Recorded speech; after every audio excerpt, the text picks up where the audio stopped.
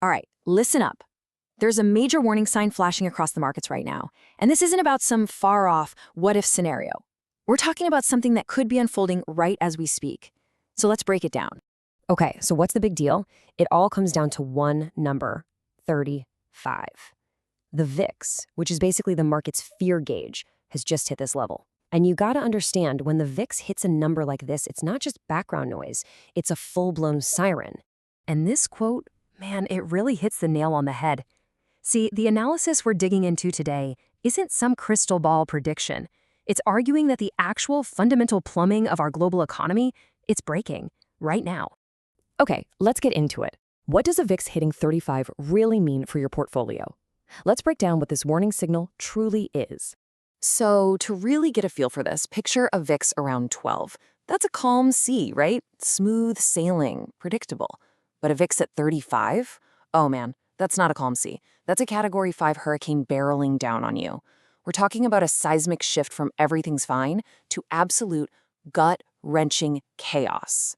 And if you want to know what that feels like in real terms, it's honestly staggering.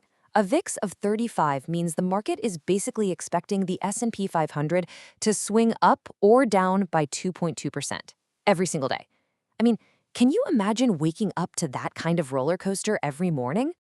So what could actually trigger this? The VIX doesn't just spike for no reason.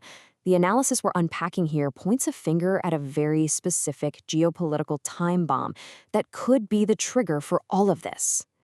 Okay, check out this number. It's absolutely insane.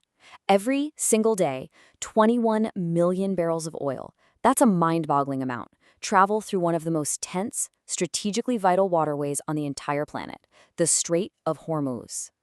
So think about it.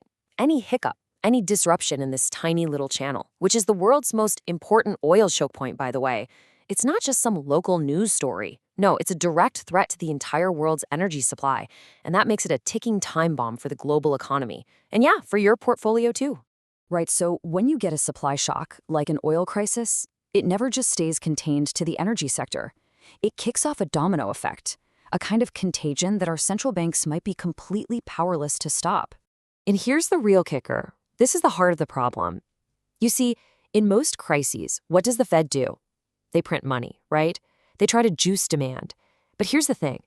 Jerome Powell can't print oil. When the problem is a physical shortage of something, their entire playbook, it's totally useless. So, how does this fire spread? Well, here's how the contagion works. First, you get margin calls. They start popping up everywhere, hitting traders who are too leveraged up. Next, those traders have to sell. They're forced to, just to cover their positions. But here's the crazy part. Step 3.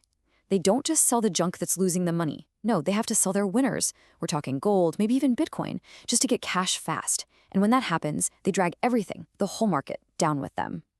Now, does any of this sound kind of familiar? It should, because there's a really powerful moment in history that mirrors this, and it puts today's risk into a truly terrifying perspective.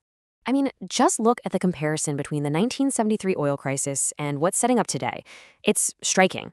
You've got the same ingredients, a backdrop of high inflation and a geopolitical fuse centered around energy. The parallels are honestly haunting. You know that old saying, history doesn't repeat itself, but it sure does rhyme? Well, this is one of those times. So, what happened last time?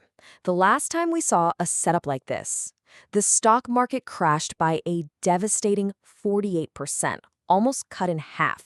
That is the kind of precedent we are looking at right now. So all of this, it brings us to the potential endgame. The source material we're looking at lays out a scarily fast scenario where this one little spark ignites a massive economic firestorm, and it leads to an outcome that nobody wants to see.